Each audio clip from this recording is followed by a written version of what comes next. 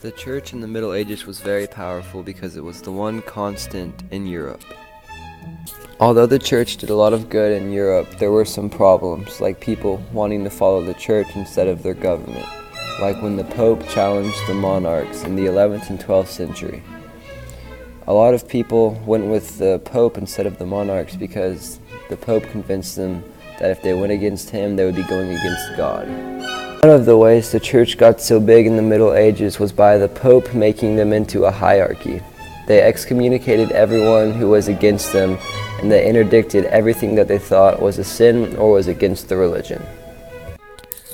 To make sure that his pupils did exactly what he wanted them to, the Pope made sacraments, which was a book of Christian laws, almost like the Bible, saying what they could and couldn't do.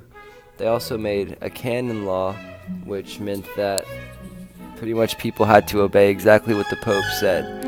People were supposed to be controlled by the government, but it ended up that the Pope held most of the power, which led to problems later down the line when the government wanted some of its power back.